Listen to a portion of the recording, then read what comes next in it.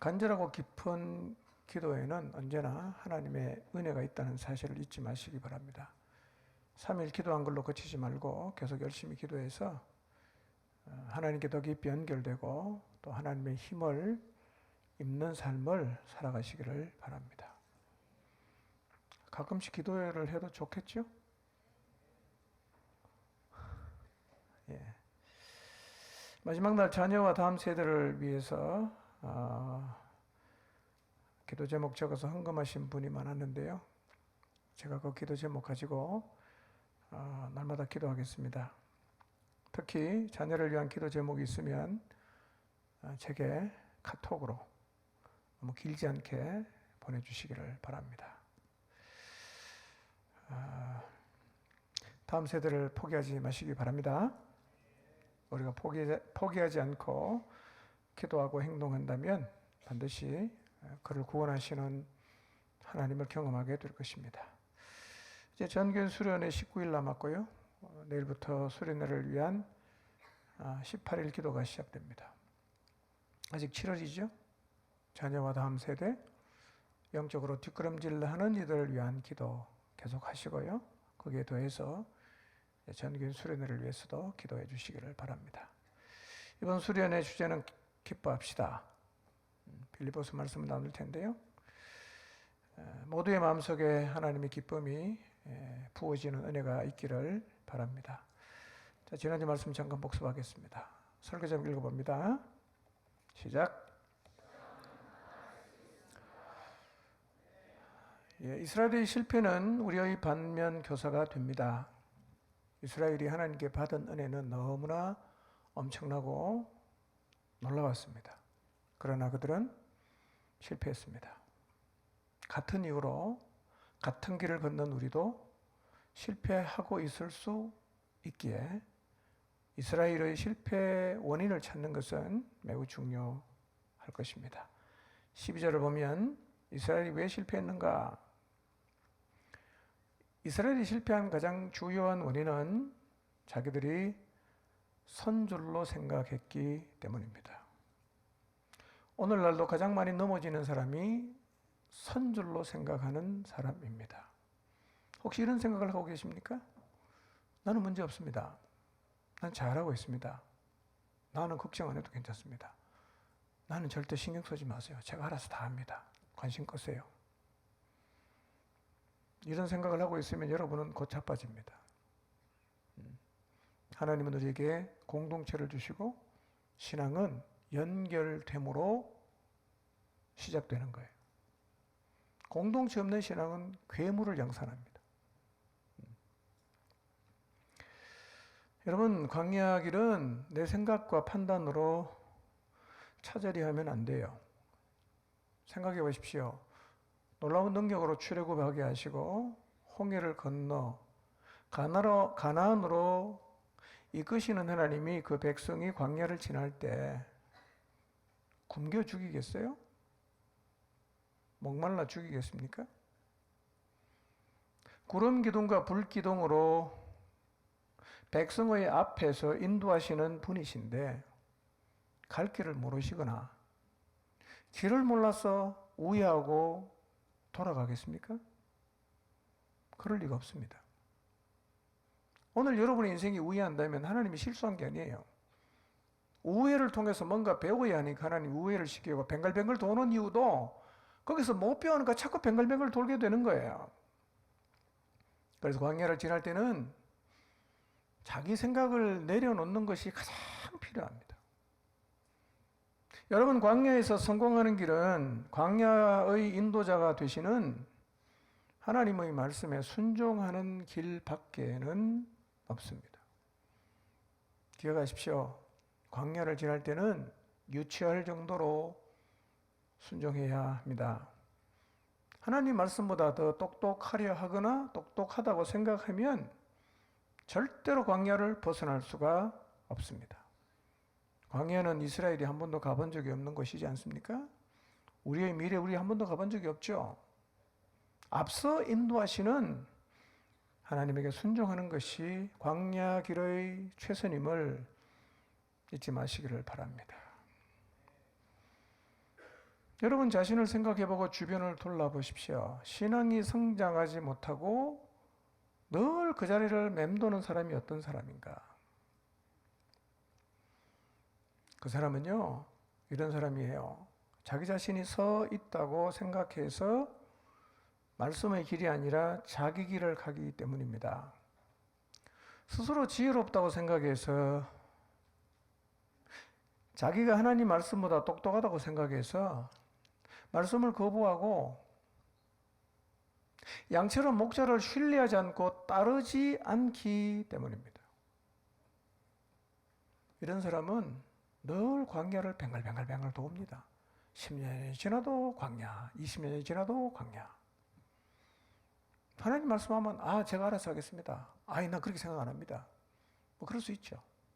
근데 그렇게 신앙생활하면 광야는 절대로 벗어날 수 없다는 사실을 잊지 마십시오. 신앙이 안 자라요. 얼마나 안타까워요. 제 눈에도 그런 사람이 있어요. 안 자라는 거예요. 왜 안 자라냐? 예수님 믿는다고 말하는데 다 자기 마음대로 합니다. 어떤 얘기도 안 들어. 어쩔 수 없습니다. 더 돌아야 됩니다. 여러분, 이 편지의 1차 수신자인 고린도 교인도 늘 자기들이 다 안다고 생각했어요. 사도 바울, 위대한 하나님의 사람 아닙니까? 늘 바울과 논쟁하는 거예요. 늘 바울의 말을 반박하는 거예요. 바울이 세운 많은 교회 중에 바울의 말을 제일 안 들었던 교회가 고린도 교회입니다. 저는 이런 사람이 진심으로 없기를 바랍니다. 그런데 고린도 교회가 어땠습니까? 문제투성이요. 해결이 안 되는 거예요. 해결이 안 돼요. 여러분, 하나님 말씀을 여러분이 인정하고 안 받아들이면 문제는 해결이 안 됩니다, 여러분. 그래서 바울은 다 안다고 생각하고 교만하기까지 한 고린도 교인을 향해서 이렇게 말을 해요. 4장 19절 20절 읽지 않습니다. 이렇게 말합니다. 주께서 허락하시면 내가 너희에게 속히 나아가서 너희들의 말이 아니라 너희들 안에 하나님의 능력이 있는지를 확인해 보겠다. 여러분, 하나님의 나라는 말에 있는 게 아니에요. 신앙은 말로 하는 게 아닙니다. 물론 말이 필요하지요. 그러나 신앙은 말로가 아니라 능력으로 증명돼야 됩니다. 무슨 능력입니까? 공부 잘하고 성공하고 그런 걸 말하는 게 아니에요. 하나님의 말씀대로 살아내는 능력을 말하는 거예요. 하나님 말씀에 순종하는 능력을 말하는 거예요. 그게 믿음이에요. 아무리 박식해도 말씀에 순종하지 않으면 믿음이 없는 거예요. 여러분, 아는 것하고 믿음은 다른 겁니다. 이렇게 스스로 선줄로 생각해서 하나님 말씀에 순종하지 않았던 이스라엘은 시험 앞에서 번번이 실패하고 넘어졌습니다. 우리에게도 시험은 계속 오지요. 시험을 어떻게 이길 수 있나요? 혹시 시험을 당하고 계신다면 그 시험을 어떻게 이길 것인지 한번 생각해 보세요. 13절입니다. 4가지 말씀드렸죠? 첫째, 시험이 오면 나만 당하는 게 아니라 누구나 다 당한다는 걸 인정해야 됩니다. 모든 사람이 다 겪는 거예요. 여러분이 헌신할 때 시험이 올까요? 옵니다. 여러분이 복음을 위해 희생할 때 시험이 옵니까? 옵니다. 성령 충만하면 시험이 옵니까? 옵니다. 누굴 보니까? 예수님 보니까. 예수님은 가장 성령 충만할 때 사생애를 마치고 공생애를 시작할 때 40일 금식기도 했을 때 뭐가 왔어요? 시험이 왔어요. 누구에게나 다 온다. 나만 억울하다 이런 생각을 하지 마시기 바랍니다. 누구에게나 다 오는 거예요. 두 번째는 뭐죠? 우리가 당한 시험은 다 감당할 수 있어요. 중학생에게 대학교 시험 치라고 하는 부모도 선생님도 없어요. 공부를 아무리 잘해도 시험지는 다 수준에 맞게 나눠주는 겁니다. 우리를 잘 아시는 하나님, 우리 수준을 모르실까요? 다 하십니다. 감당하겠다고 마음먹으면 감당이 되는 거예요. 어떤 시험 앞에 서든지 두려워하지 말고 감당할 수 있다 생각하고 시험 앞에 서시기 바랍니다. 세 번째로 뭐였어요? 피할 길 준다. 피할 길 준다. 무슨 의미입니까? 미리 경고한다는 거예요. 중병이 오기 전에 우리 몸에 중병이 오기 전에 수천 번의 사인이 온답니다. 그걸 다 무시하면 중병에 걸리는 거예요. 그 신호를 보고 병원 빨리 가면 해결되는 거예요. 소위 말해 조기 발견한단 말이에요. 하나님의 경고를 무시하지 않아야 됩니다. 경고의 사인을 잘 받아야 됩니다. 네 번째, 우리에게 시험을 허락하신 하나님은 어떤 분이냐? 미쁘신 분이다. 다른 말로 하면 믿어도 되는 분이다. 그런 뜻이에요. 하나님은 믿을 만한 분입니다. 그분은 우리에게 시험을 주시고 망하게 하시고 주저앉게 하시고 황폐하게 하시고 그런 분이 아니에요. 목적은 선이 되게 하시는 겁니다. 모든 일은 합력해서 선이 되게 하십니다. 누가요? 미쁘신 하나님이. 시험 당할 때 빚어가시고 만들어가시는 하나님의 신실하심을 믿으시기 바랍니다. 시험은 누구에게나 오지요. 시험을 안 오게 할 수는 없습니다. 여러분 아이들 시험 안 치면 제일 좋겠죠? 예, 기말고사 무슨 뭐 얼마나 이게 시험이 스트레스 많이 줍니까? 시험 안 치면 어떻게 될까요? 공부 안 하겠죠, 아예. 시험 쳐야 됩니다. 중요한 건 시험에 왔을 때 출구를 잘 찾아야 돼요. 이스라엘의 실패가 뭐냐? 출구를 잘못 찾은 거야. 시험이 왔다는 게 문제가 아니라 출구를 잘못 찾은 게 문제였어요. 그것이 이스라엘의 실패였습니다. 그들은 시험 당할 때 출구로 삼은 것, 우상 숭배를 출구로 삼았어요. 그들은 유혹이 왔을 때 유혹에 빠지는 출구를 찾았어요.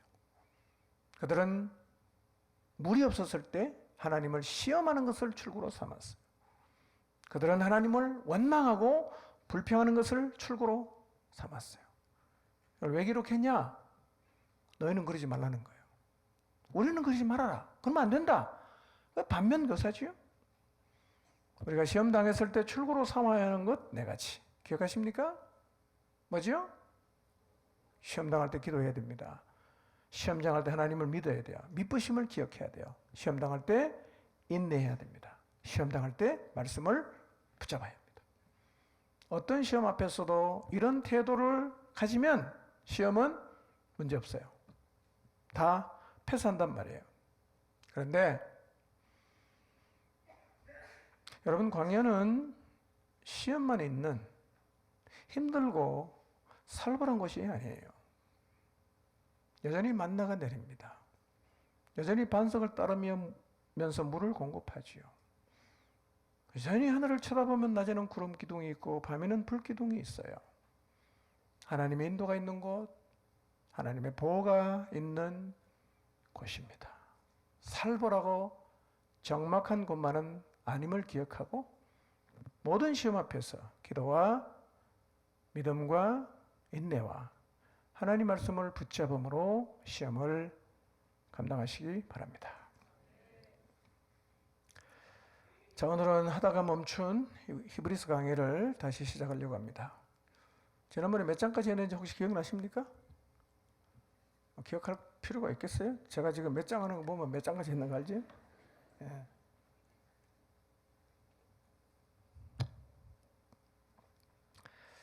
오늘은 7장 1절에서 10절 말씀을 상고하겠습니다.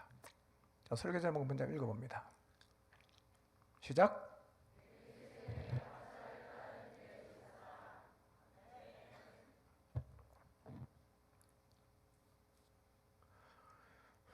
제목이 감동이 오십니까? 뭔 말이에요 이게? 이 말을 듣는 순간 아하 이렇게 깨달아지고 은혜가 오십니까?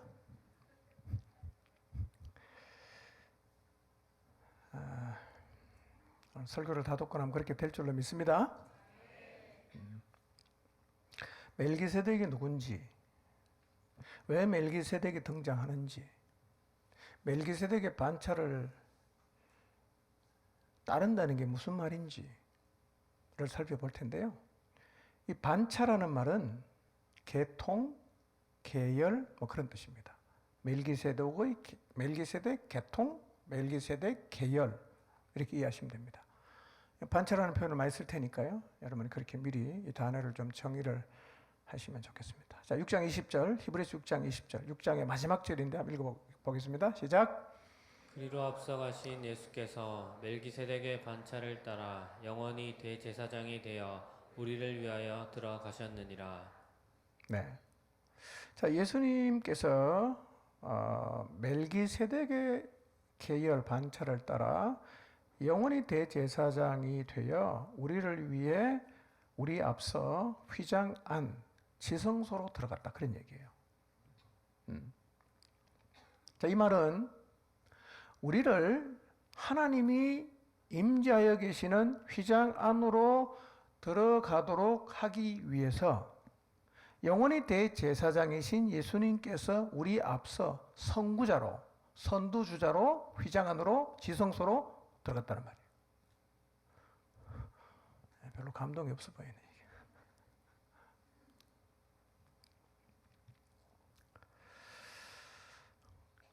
여러분, 예수님이 멜기세덱의 반차를 따라 영원히 대제사장이 되셨다고 한 이 말을 좀 이해가 되시나요?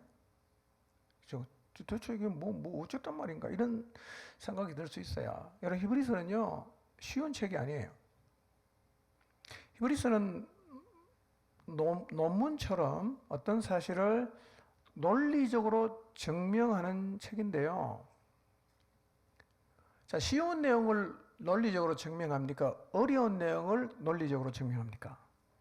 그렇죠? 쉬운 거는 그냥 설명하면 되는 건데 어려우니까 논리를 가지고 증명을 하는 건데요.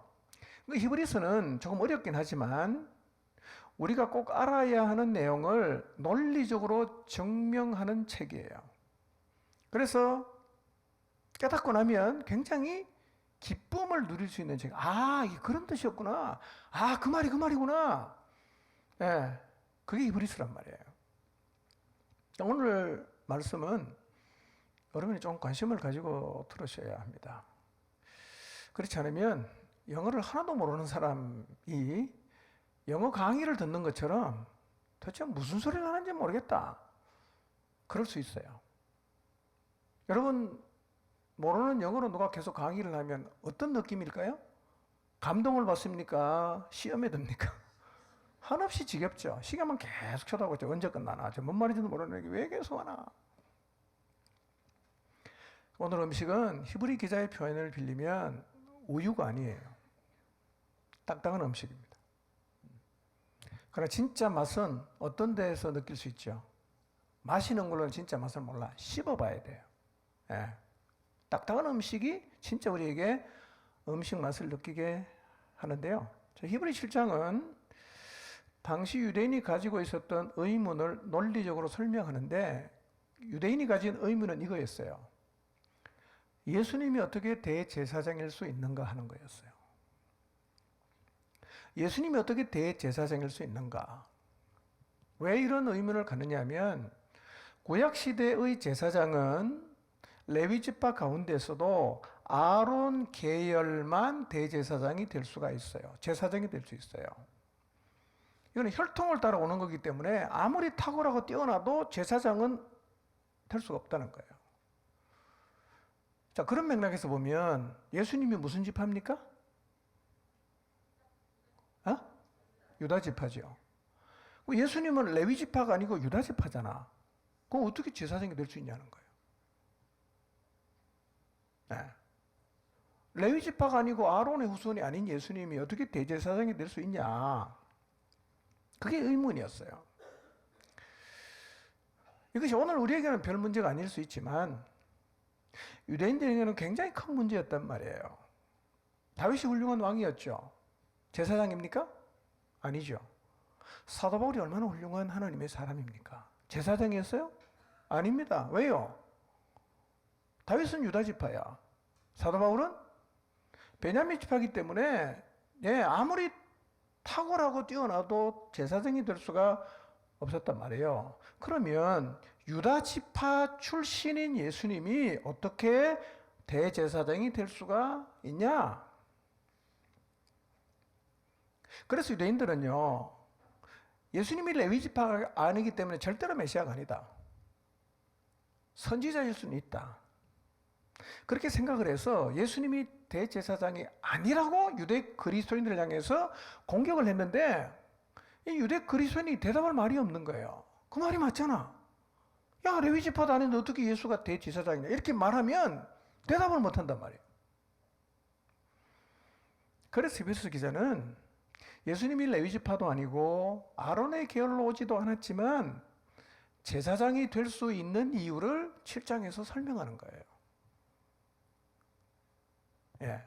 그래서 7장을 다 이해하고 나면 아하, 예수님이 제사장 맞구나. 이렇게 우리가 알게 된단 말이에요.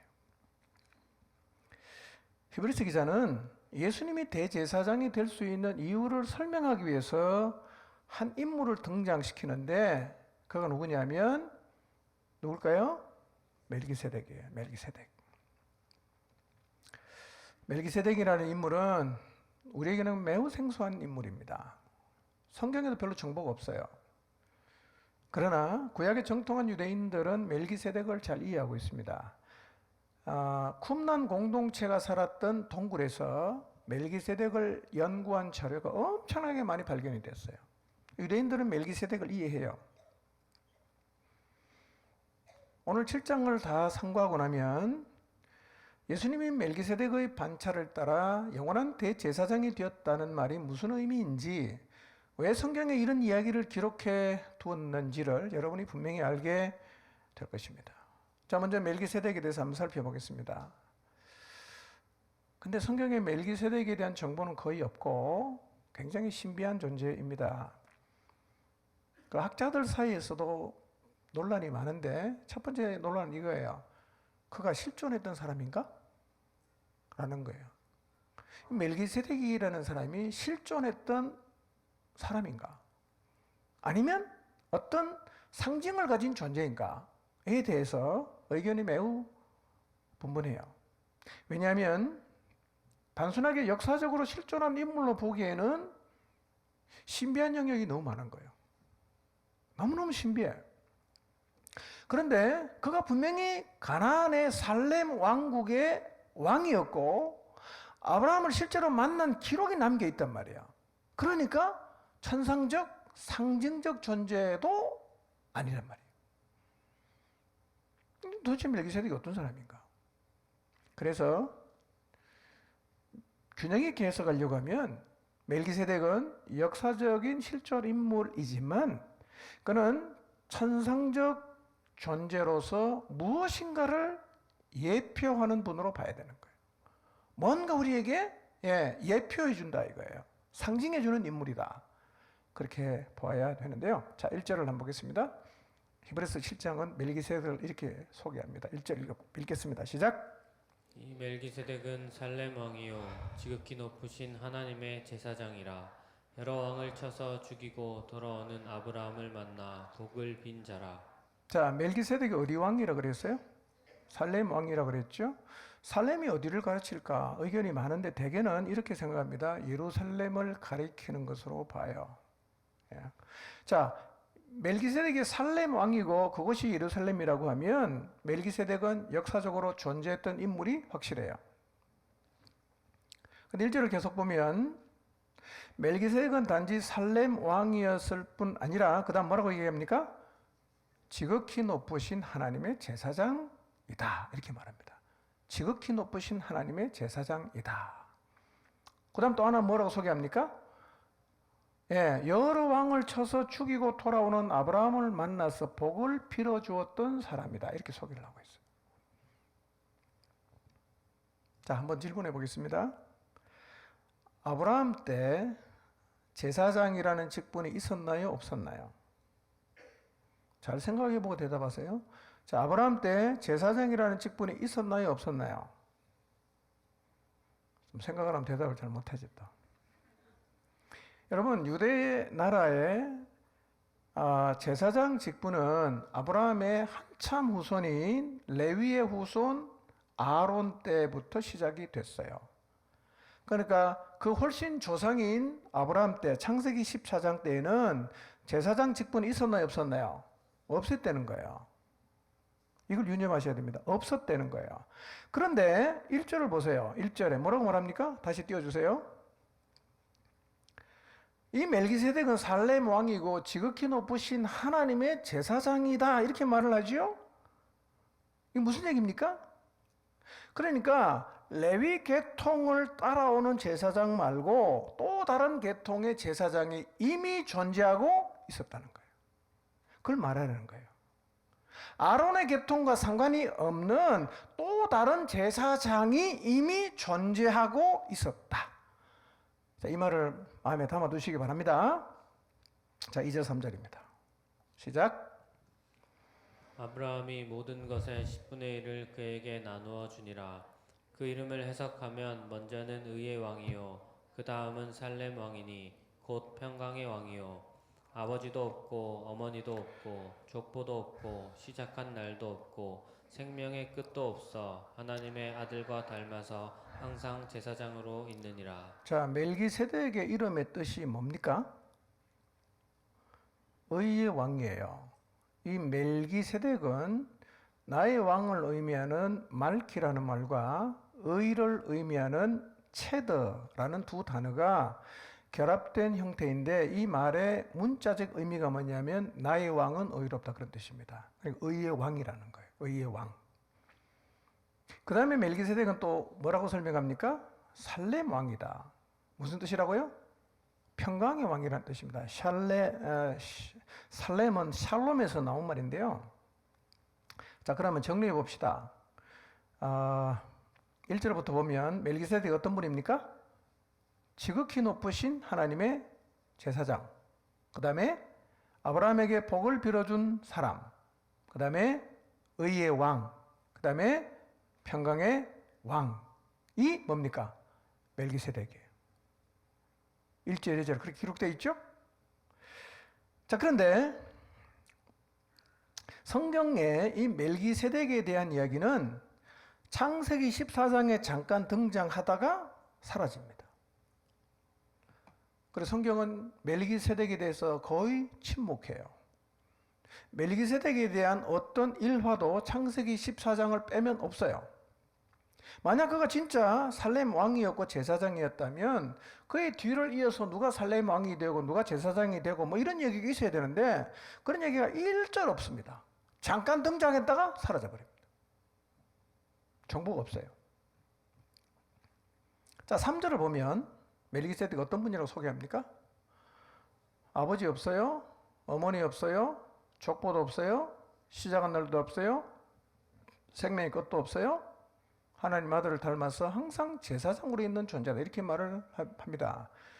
실제로요, 멜기세덱의 아버지가 누군지 엄마가 누군지 언제 태어났는지 언제 죽었는지 누구 자손인지 결혼했는지 안 했는지는 아무도 몰라요. 그럼 이 말은 멜기세덱이 불멸의 존재라는 말은 아니에요. 정보가 없다는 거예요. 정보가 없다는 거예요. 왜 하나님은 모르게 하셨을까? 왜 모르게 하셨을까? 역사의 기록 방법은 여러 장르가 있는데요. 유대인들이 자주 쓰던 기법 중에 하나가 침묵 기법이라고 합니다. 침묵 기법. 이거는 뭐냐면 침묵함으로, 말을 하지 않음으로 메시지를 드러내는 방법이에요. 그러니까 하나님은 전략적으로 멜기세덱을 모르게 하시고 이 멜기세덱을 누구랑 비교하느냐 하면 누구랑 비교합니까? 예수님하고 비교하게 하는 거예요. 예수님하고. 그러니까 결국 히브리서 기자가 멜기세덱을 등장시키는 이유는 뭐냐면 누구를 설명하고 싶은 거예요? 예수님을 설명하고 싶은 거예요. 왜 예수님이 제사장인가? 이거를 설명하기 위해서 멜기세덱을 등장을 시키는데요. 3절을 다시 잘 보세요. 자, 멜기세덱이 먼저 사람이니까 예수님이 먼저 사람이에요. 역사적으로 보면. 이거 훨씬 먼저 사람이죠. 그럼 누가 누구를 닮아야 돼? 예수님이 멜기세덱을 닮아야 되죠. 그렇죠? 3절을 뭐라고 말합니까? 아니요. 하나님의 아들과 닮았다. 누굴 닮았다는 거예요? 예수님이 멜기세덱을 닮은 게 아니라 멜기세덱이 예수님을 닮았다는 거예요. 그렇게 설명하고 있죠? 예. 그러니까 멜기세덱은 누구냐면 예수 그리스도를 예표하는 인물이라는 거예요. 의의 왕, 평강의 왕, 복을 빌어주시는 예표가 누구라고요? 멜기세덱인데 누구를 예표한다 그랬어요? 예수님을 예표하죠. 자 보세요. 예수님을 예표하는 멜기세덱이 의의 왕이고 평강의 왕이고 복을 주신다고 하면 그가 예표하는 실체이신 예수님은 어떨까요? 당연히 의의 왕이시고 당연히 평강의 왕이시고 당연히 복을 주시는 분이라는 거예요. 자 그러면 예수님이 의의 왕이라는 말이 무슨 말인가? 예수님은 세상 모든 사람이 봤을 때 저분은 의로운 분이야 그런 말이 아니라는 거예요. 의의 왕이라는 말은 예수 그리스도는 의를 규정하시는 분이에요. 무엇이 의인지 무엇이 불인지 얼마나 왜곡되어 있습니까? 왜곡되어 있죠. 그러나 의와 불의의 기준이 누구냐? 의의 왕이신 예수 그리스도라는 거예요. 여러분 요한복음 16장에 보면 성령이 오셔서 뭐를 책망하십니까? 의를 책망하시는 거예요. 의를 책망하신단 말이에요. 하나님의 기준이 아닌 잘못된 의를 성령께서 오셔서 책망하신다 이렇게 말씀하세요. 우리에게 필요한 의가 뭡니까? 의의 기준이 되시는 예수 그리스도를 받아들이는 거예요. 그래서 예수님은 누구를 의롭다고 하십니까? 의의 기준 되시는 예수님을 믿는 자를 의롭다고 하시는 거예요. 두 번째로 예수 그리스도는 어떤 분이냐? 평강의 왕이시다. 여러분 살다 보면 풍파도 오고요. 혼란스러운 일을 겪을 때가 있죠. 그럼 일단 우리의 마음에 뭐가 사라집니까? 평강이 사라져요. 염려하고 두려워하고 고뇌하는데요. 주님은 평강의 왕이시죠? 예수님 갈릴리 바다 배를 타고 가다가 풍랑이 일어서 배를 막 덮치는 상황이 있었는데 예수님 어떠셨죠? 여전히 평강하셨어요. 예수님은 평강을 잃은 제자들에게 두 가지 말씀하십니다. 두려워하지 마라. 안심해라. 그분은 풍랑 속에서도 흔들리질 않았어요. 그분은 평강의 왕이세요. 그분은 우리에게 평강을 주시는 분이십니다. 주님은 부활 후에 두려움에 떨고 있는 제자들을 찾아가십니다. 그리고 이렇게 말씀하십니다. 내가 너희에게 평강을 주노라. 오늘 주님이 주시는 평강을 여러분 모두가 입게 되시기를 바랍니다. 두려움과 염려가 있다면 평강의 왕이신 주님으로 인해서 잃어버린 평강을 다시 회복하는 은혜가 있기를 축복합니다. 세 번째, 그분이 어떤 분이죠? 복을 빌어주시는, 복을 주시는 분이에요. 복을 준다는 말은 그냥 복받아라 이렇게 말만 한다는 의미가 아니라 그분은 진짜 우리에게 복을 주세요. 여러분 멜기세덱이 아브라함에게 올 때 뭘 가지고 왔죠? 떡과 포도주를 갖고 왔어요. 무슨 상징? 뭐가 생각납니까? 떡과 포도주 하면? 성찬식 생각나지요? 주님은 우리에게 자기의 피를, 자기의 몸을 우리에게 주셔서 우리에게 구원과 영생의 복을 주셨어요. 그분은 우리와 영원히 함께 하십니다. 그분은 광야 이스라엘 백성들에게 하셨던 것처럼 우리를 인도하시고 우리를 붙드시고 우리를 책임지십니다. 이게 뭐냐? 하나님이 예수 그리스도께서 우리에게 주시는 복이라는 거야. 끊임없이 보호를 하십니다. 끊임없이 붙들어 주세요. 영원히 여러분과 함께 하십니다. 잊지 마시기를 바랍니다. 히브리서 1장 1, 2, 3절에서 멜기세덱이 예수님을 예표하는 인물이다라는 것을 우리가 확인했는데 그럼에도 성경에는 멜기세덱에 대한 정보가 너무 적습니다. 신약 성경에 히브리서를 제외하고 나면 성경에서 멜기세덱에 대한 정보는 딱 두 군데밖에 없어요. 역사적 기록은 창세기 14장, 그 다음에 하나는 그냥 멜기세덱이라는 이름만 등장하는 두 가지가 딱 있는데요. 자, 1절의 배경이 되는 창세기 14장 18, 19절을 한번 보겠습니다. 자, 읽지는 않겠습니다. 눈으로 보십시오. 자, 살레망 멜기세덱이 떡과 포도주를 가지고 나왔죠. 그렇죠? 그는 어떻게 소개합니까? 지극히 높으신 하나님의 제사장이었고 그 다음에 아브라함에게 복을 빌었다는 기록이 창세기 14장에 나와 있어요. 그 다음에 한 군데 나오는 게 어디냐면 시편 110편 4절 보겠습니다. 눈으로 읽어보시기 바랍니다. 여기서 하는 얘기가 뭡니까?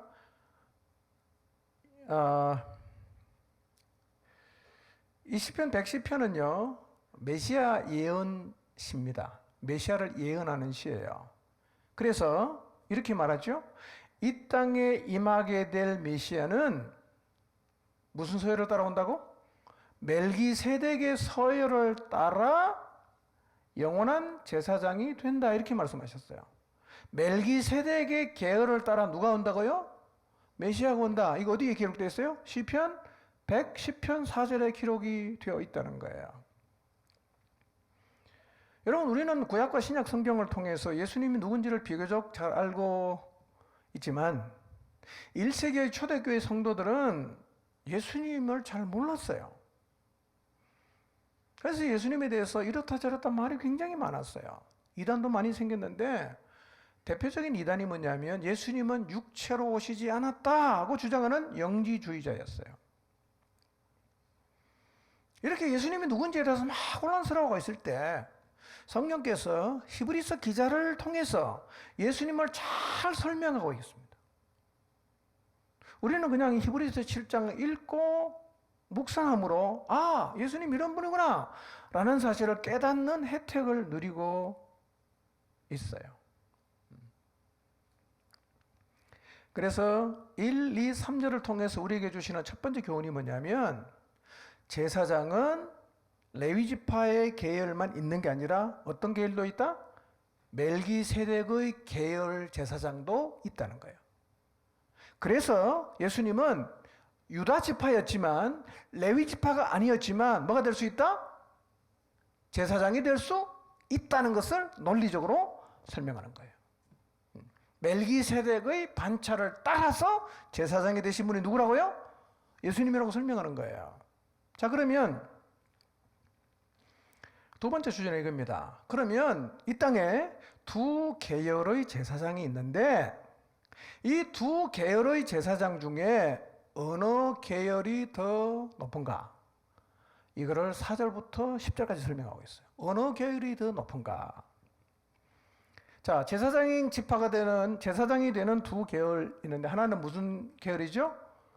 레위 지파 계열이에요. 아론의 후손을 통해서 쭉 혈통을 따라 내려가는 레위 지파 계열의 제사장이 있어요. 자, 그런데 아론이 속한 레위 지파는 모두 조상이 누굽니까? 누구죠? 아브라함이에요. 이걸 잘 기억하시기 바랍니다. 자, 레위의 아버지가 누굽니까? 레위의 아버지가 야곱이죠. 야곱의 아버지는 이삭이죠. 이삭의 아버지는 아브라함이죠. 그러니까 레위 지파 계열 제사장의 조상이 누굽니까? 아브라함이라는 거예요. 이걸 딱 기억하시기 바랍니다. 레위 지파 계열의 제사장의 조상은 누구다? 아브라함이다. 자, 그 다음에 또 하나의 계열, 제사장 계열이 뭐죠? 멜기세덱 계열이에요. 이 계열은 아버지도 어머니도 족보도 태어난 날도 죽은 날도 아무것도 몰라요. 그런데 예수님은 이 멜기세덱의 계열을 따라 뭐가 됐다? 제사장이 되셨다는 거예요. 그러면 두 개의 제사장 계열이 있는데 어느 계열이 높을까요? 어느 계열을 붙잡아야 될 것인가? 이걸 얘기하고 싶은 거예요. 야, 니네가 지금 자꾸 이 레위 지파 계통의 제사장을 붙잡으려고 하는데, 너희가 뭘 붙잡아야 되는가에 대해서 설명하고 있는 겁니다. 누가 더 높은가? 자, 생각해 보십시오. 누가 더 높죠? 레위 지파가 높아요? 레위 지파 계열이 높아요? 멜기세덱 계열이 높아요? 뭘 보니까? 무턱대고 주장한다고 되는 건 아니고, 그게 히브리서는 굉장히 논리적으로 설명하는 겁니다. 자, 이렇게 설명하죠. 히브리서 7장 1절을 보면 레위 지파의 조상인 아브라함은 뭘 드렸죠? 11조를 드렸어요. 누구한테? 멜기세덱에게 드렸단 말이에요. 그리고 멜기세덱은 아브라함에게 11조를 받고 그 다음 뭐 했죠? 복을 빌어줬다는 거예요. 자, 11조를 받고 복을 빌어준 사람이 아브라함입니까? 멜기세덱입니까?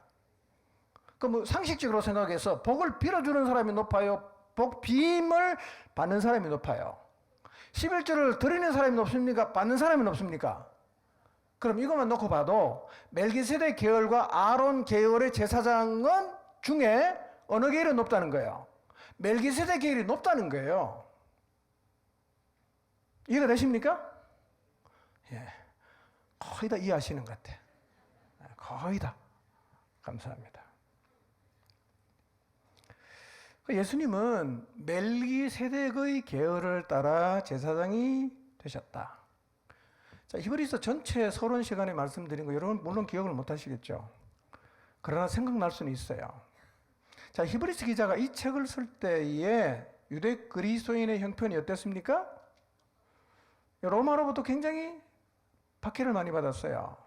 그리고 정통 유대인들로부터 너희가 받아들인 예수는 메시아가 아니야. 유대교로 다시 돌아와. 라는 회유를 받고 있었다는 거예요. 왜 유대인이 예수님을 메시아로 인정 안 하느냐 하면 이유는 이거예요. 그들이 기대한 메시아는 영광의 메시아였어요. 그들은 십자가에 못 박혀 죽은 예수는 메시아가 될 수 없다고 확신했습니다. 그래서 십자가에 죽은 예수는 메시아가 아니라고 말하는 거예요. 그런데 이 소리를 들으면서 유대인들이 흔들거리는 거예요. 맞나? 내가 잘못 믿었나? 이렇게 흔들거리고 있다는 거예요.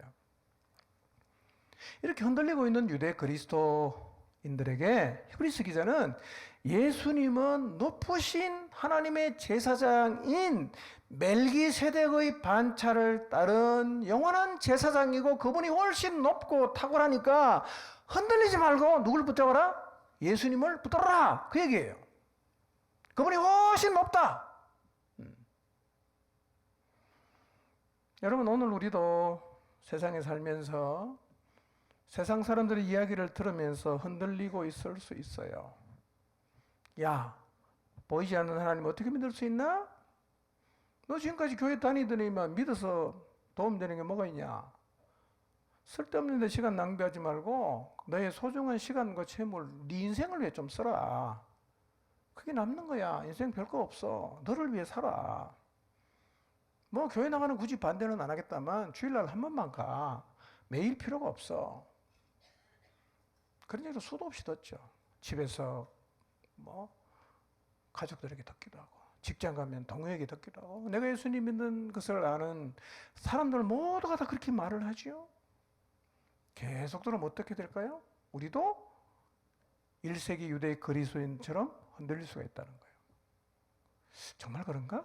내가 너무 지나친가? 나 잘못 믿고 있나?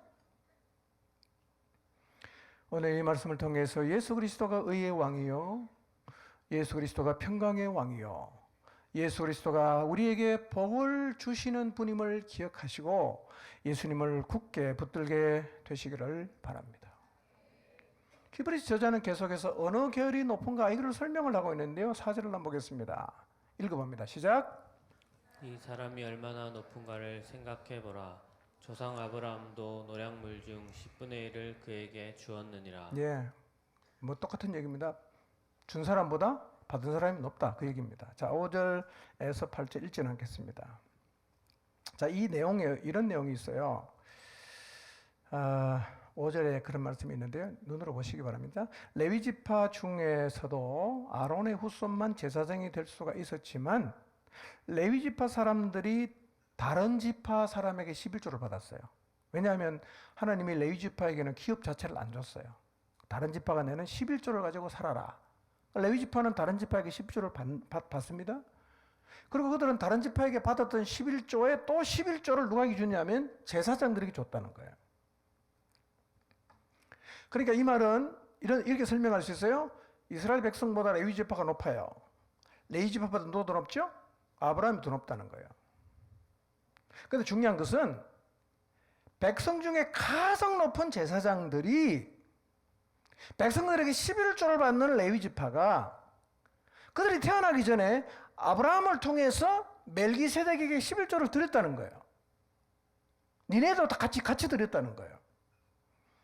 그 지금 히브리서 기자는 멜기세덱의 탁월성을 말하려는 게 아니라 누구를 얘기하는 거예요? 예수 그리스도의 높음, 예수 그리스도의 탁월성을 지금 말하고 있는 거예요. 예수님은 그 누구와도 견지울 수 없는 매우 높고 탁월하신 분임을 기억하라. 그 얘기를 하고 있는 거예요. 자, 9절 10절입니다. 자, 보충 설명이에요.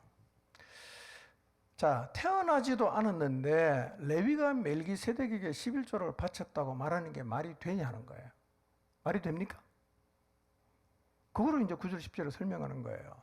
그 10절의 시작에 한 단어가 번역이 생략됐습니다. 그러면 가르라는 단어인데요. 왜냐하면이라는 단어예요. 자, 그거 넣어서 한번 읽어보세요. 소리내죠, 눈으로. 10분의 1을 만날 레위도 아브라함으로 말미암아 10분의 1을 바쳤다 할 수 있다. 왜냐하면 멜기세덱이 아브라함을 만날 때 레위는 이미 자기 조상이 어디에 있었다? 생물학적으로 허리에 있었다는 거예요.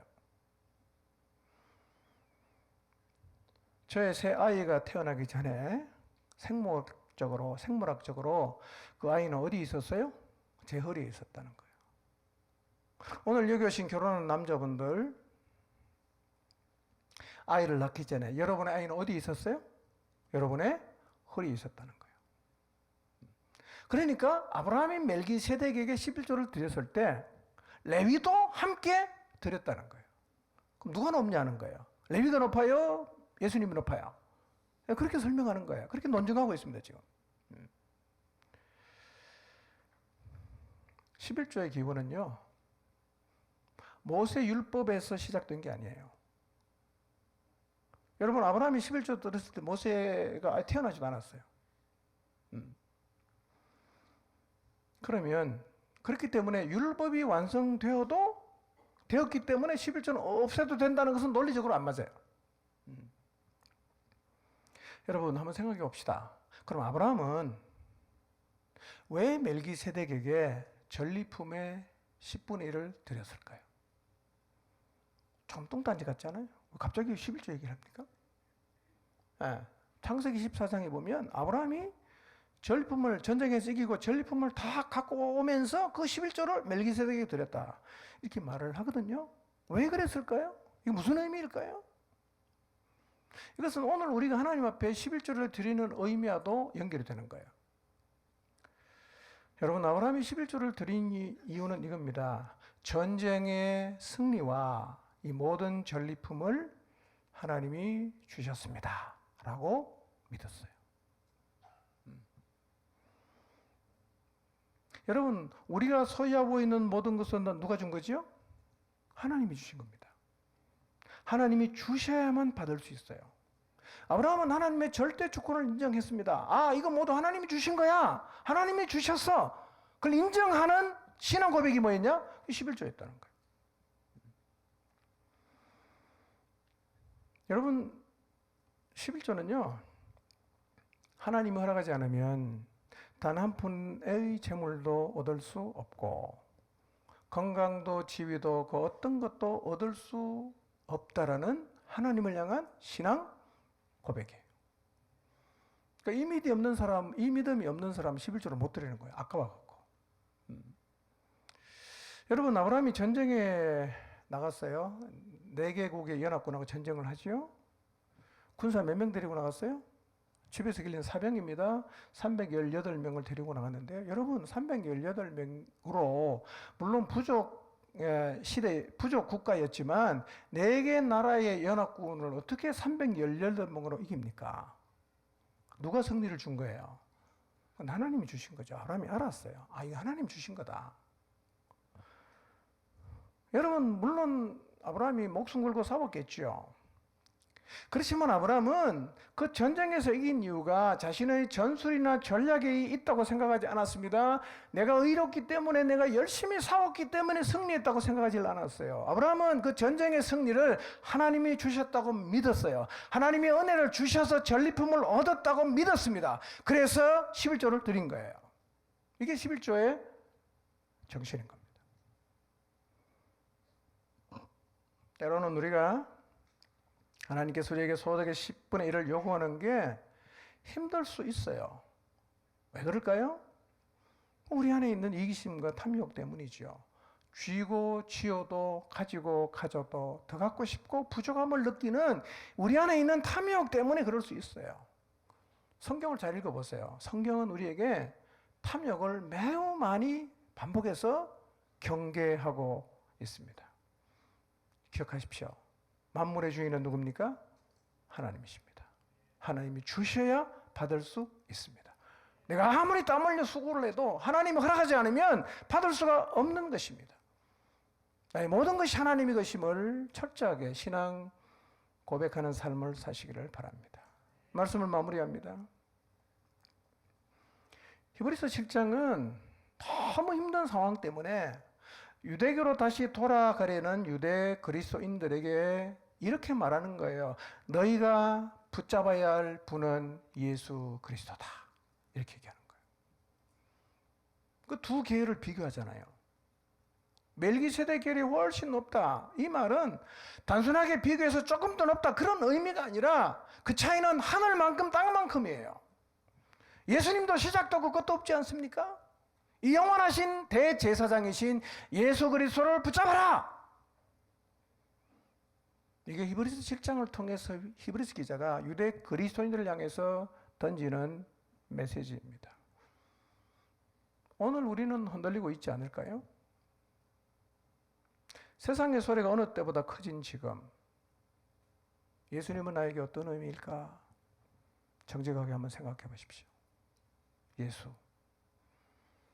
어떤 고난도 감내하고 붙잡아야 되는 분입니까? 예수. 인생을 다 들여서라도 붙들어야 하는 분이신가요? 예수. 온 마음, 온 뜻, 목숨을 다해서 붙잡아야 되는 분입니까? 여러분에게 예수 그리스도는 어떤 분이에요? 정직하게 한번 직면해 보십시오. 예수님을 깊이 생각해 보십시오.